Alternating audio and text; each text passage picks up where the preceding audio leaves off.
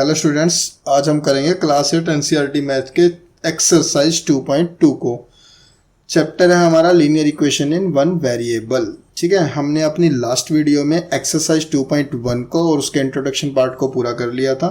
तो एक्सरसाइज 2.1 में क्या था, हमारे पास इक्वेशंस दी होती थी और हमें उनका सॉल्यूशन बताना होता था। अब एक्सरसाइज 2.2 क्या है, हम ये बोल सकते हैं ये उस एक्सरसाइज की मतलब जो हमारे वो क्वेश्चन थे उनकी एक एप्लीकेशंस है कि अब क्या होगा, आपके पास डायरेक्ट इक्वेशन नहीं दी होगी बल्कि आपको एक स्टेटमेंट दी होगी। उस स्टेटमेंट से पहले आपको इक्वेशन को बनाना है और फिर उसका क्या निकालना है, सॉल्यूशन को निकालना है। ठीक है, तो अभी हम करते हैं शुरू। आज हम अपनी एक्सरसाइज 2.2 के दो ही क्वेश्चन करेंगे, क्वेश्चन नंबर 1 और क्वेश्चन नंबर 2 को। तो क्या है, तो पहला क्वेश्चन है हमारा, if you subtract 1/2 from a number and multiply the result by 1/2 you get 1/8। तो व्हाट इज द नंबर। तो अब हमें क्या पूछा हुआ, नंबर, और यहाँ पे भी उसने क्या बोला, 1/2 में से एक नंबर को क्या करना है, सब्ट्रैक्ट। सब्ट्रैक्ट का मतलब क्या होता है, माइनस करना होता है। ठीक है, मल्टीप्लाई का आपको मतलब पता ही है, मल्टीप्लाई का मतलब क्या होता है, गुणा करना होता है। तो सब्ट्रैक्ट करना है एक नंबर में से, तो क्या करना है, मुझे इसकी स्टेटमेंट बनानी है। तो स्टेटमेंट मतलब स्टेटमेंट है, मुझे इसकी इक्वेशन को बनाना है। तो मुझे क्या करना पड़ेगा, नंबर नहीं पता मुझे, जिस नंबर में से 1/2 को माइनस करना है। तो सबसे पहले मैं अपने इस क्वेश्चन में नंबर को मान लूंगा। तो मैं क्या लिखूंगा, let the number be x, या let x be the number, या let the number be x. तो मैंने एक नंबर मान लिया जो कि मेरा क्या है, एक्स है। ओके, अब मुझे क्या करना है, if you subtract 1/2 from a number. तो अब मैं लिखता हूं अकॉर्डिंग टू क्वेश्चन। तो अकॉर्डिंग टू क्वेश्चन जो जो मेरी स्टेटमेंट में लिखा हुआ है वो मैं अप्लाई करता रहूंगा। तो अकॉर्डिंग टू क्वेश्चन में क्या लिखा हुआ, तो हम यहां कर सकते हैं अकॉर्डिंग टू क्वेश्चन। क्वेश्चन के अकॉर्डिंग मतलब क्वेश्चन क्या बोल रहा है, तो let the number be the x. तो if you subtract 1/2 from the number, तो एक्स में से किसने को माइनस किया, माइनस किया 1/2, यानी सब्ट्रैक्ट का मतलब है माइनस किया। And multiply the result. अब रिजल्ट क्या आएगा, जब x में से कोई 1/2 माइनस होगा तो उसका रिजल्ट क्या आएगा, उसके रिजल्ट को मल्टीप्लाई करना है किससे, 1/2 से। तो मतलब x माइनस 1/2 आया, उसको मल्टीप्लाई किससे करना है, 1/2 से। एंड यू गेट, और आपको तब रिजल्ट क्या मिलेगा, तो हमें तब रिजल्ट मिलेगा 1/8। तो ये हो गया भाई हमारा 1/8। ठीक है, तो ये आपकी इस स्टेटमेंट के अकॉर्डिंग ये आपकी इक्वेशन बन गई। आपको क्या करना है, यहाँ पे अपने x की वैल्यू को निकालना है। तो व्हाट इज द नंबर निकालना है, तो नंबर हमने x माना था, इसका मतलब यही हुआ कि हमें इस x की वैल्यू को निकालना है।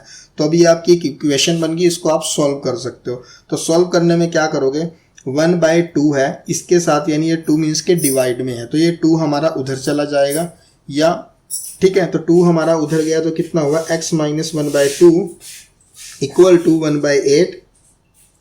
इक्वालिटी के उधर अगर इधर कोई नंबर डिवाइड में हो, इक्वालिटी के उधर अगर जाता है तो वो किस में होता है, मल्टीप्लाई में। तो ये इधर वाला 2 उधर जाके मल्टीप्लाई में हुआ, तो 2 1 जा 1 और 2 4 जा 8।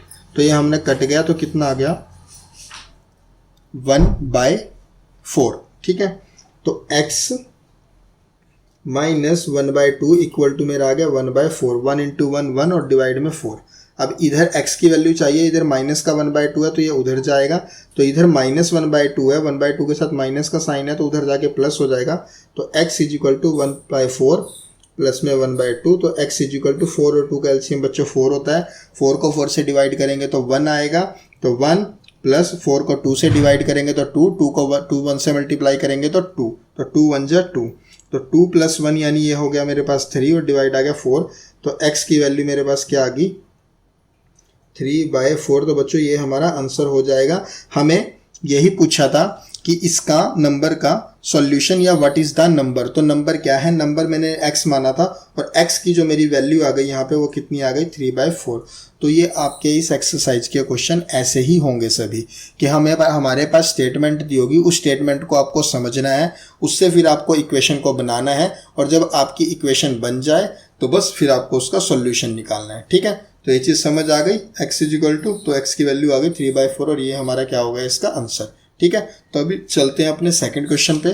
सेकंड क्वेश्चन क्या है, the parameter of a rectangular swimming pool, the parameter of a rectangular swimming pool is a 154 metre, its length is एक रेक्टेंगुलर स्विमिंग पूल है, मतलब एक रेक्टेंगल है, समझो एक रेक्टेंगल है, रेक्टेंगल की फॉर्म में एक स्विमिंग पूल है। तो स्विमिंग पूल का जो पेरीमीटर है, पेरीमीटर को आपको पता होगा क्या बोलते हैं, इंग्लिश वालों को तो पता होगा, हिंदी मीडियम वालों अगर आपको याद हो तो पेरीमीटर को हम परिमाप बोलते हैं। वो चीज़ क्या होती है परिमाप? जो भी हमारे पास कोई फिगर होता है उसकी जो भी बाहर की बाउंड्री होती है या जो बाहर की साइड्स होती हैं उन सभी का जब हम सम करते हैं तो वो हमारा पेरीमीटर या परिमाप होता है।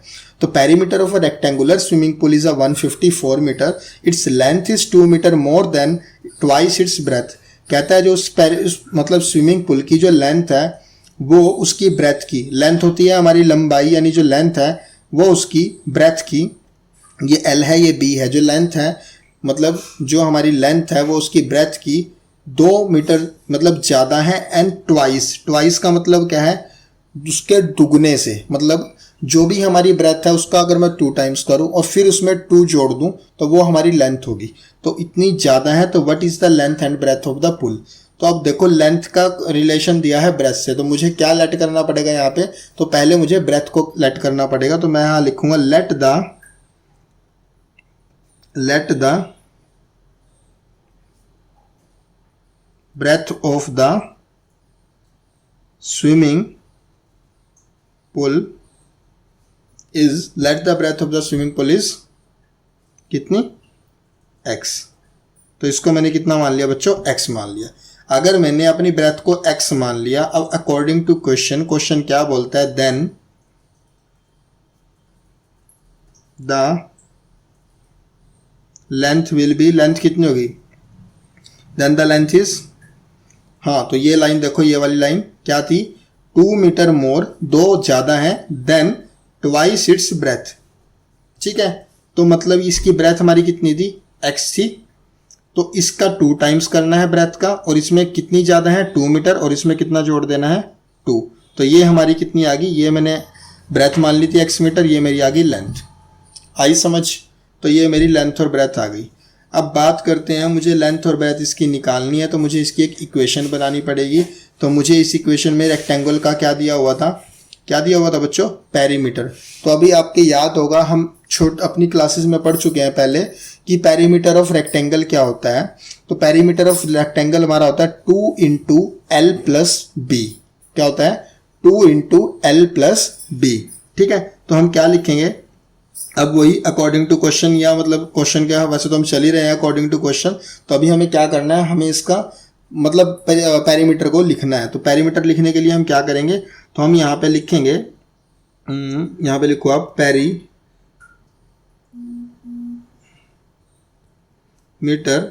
ऑफ रेक्टेंगल कितना दिया हुआ है? 154 मीटर, ये दिया हुआ ना, ये हमें गिवन है यहाँ पे बच्चों। ठीक है, तो अब हम क्या करेंगे? अब हम इसका रिलेशन लगा देंगे। मुझे पता है पेरीमीटर ऑफ रेक्टेंगल क्या होता है, तो वो होता है 2 into L plus B, 2 into L plus B, और that is equal to this. तो 2 इंटू लेंथ मेरी कितनी है बच्चों? ये है। कितनी है? ये है। तो मैं यहाँ पे क्या करूँगा? तो 2 इंटू लेंथ मेरी है ये, तो 2x प्लस 2, और 2 इंटू एल प्लस बी, और ब्रेथ कितनी मानी है हमने? x।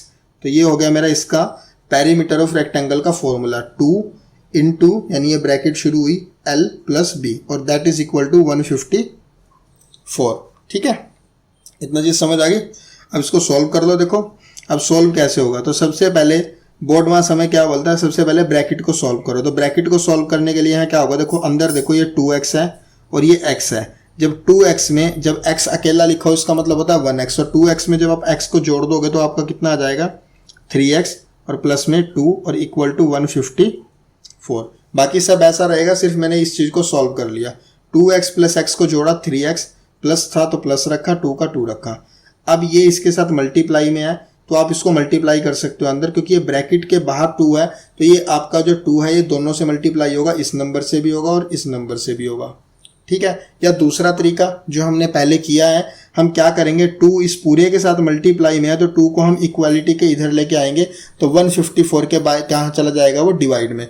तो ये मेरी चीज़ ऐसे फॉर्म हो जाएगी, 2 3x plus 2 equal to 154 divide by 2। ठीक है, इसको काट दो, 2 7 जा 14, और फिर कितना बचा? 1, तो 2 2 जा 4, तो कितना आ गया ये मेरा 72।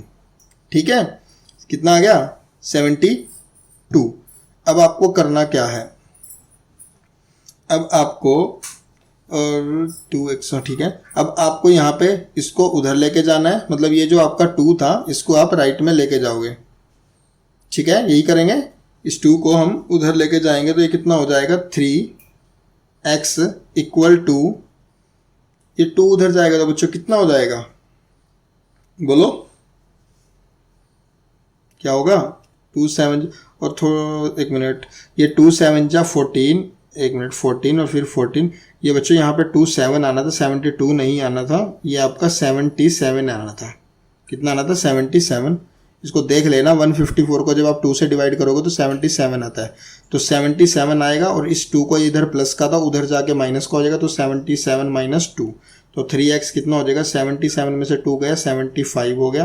तो x की वैल्यू कितनी आ गई, इधर x इसके साथ मल्टीप्लाई में है, इक्वालिटी के उधर जाएगा तो ये डिवाइड में हो जाता है, तो 75/3 ये कैंसिल हो गया, कितना आ गया 25। तो x आपका कितना आ गया 25 मीटर। तो बच्चों x की वैल्यू आपके पास ये आ गई। अब क्वेश्चन ध्यान देखो दोबारा, इसने पूछा था what are the length and breadth of the pool. तो लेंथ और ब्रेथ पूछी थी और हमने क्या मानी थी, let the breadth of the swimming pool is x। तो x आया है जस्ट मेरे पास, तो x आया तो मतलब क्या है, ब्रेथ आई है। अभी मुझे क्या चाहिए, लेंथ भी चाहिए, तो लेंथ की इक्वेशन क्या थी, लेंथ की इक्वेशन ये थी, तो आप यहाँ पे लिख सकते हो, तो लेंथ इक्वल टू आपका जो ये x आया है ना, इस x की वैल्यू को यहाँ पे पुट करोगे, इस वाली इक्वेशन में पुट करोगे तो ये हो जाएगा 2 × 25 प्लस में 2। तो बोर्ड मास, तो सबसे पहले क्या होता है, ये ऐसे चलता है ना, पहले क्या होता है बोर्ड मास में, डिवाइड, फिर मल्टीप्लाई, फिर एडिशन, फिर सब्ट्रैक्शन, ये चीज़ होती है हमारी। तो अभी डिवाइड तो नहीं है, मल्टीप्लाई है, तो 25 2 जा 50 और 50 + 2 यानी 52 मीटर। ठीक है, तो ये आपकी लेंथ आ गई, तो ये आपकी ब्रेथ हो गई और ये आपकी लेंथ होगी। तो हमारा ये दूसरा क्वेश्चन भी, ठीक है, अब देख लो हमारा दूसरा क्वेश्चन भी यहाँ पे एंड हो गया। और अब हम अपनी इस वीडियो को यहीं पे एंड करते हैं और हम अपनी नेक्स्ट वीडियो में अपने बाकी के क्वेश्चंस को देखेंगे। ठीक है, थैंक यू।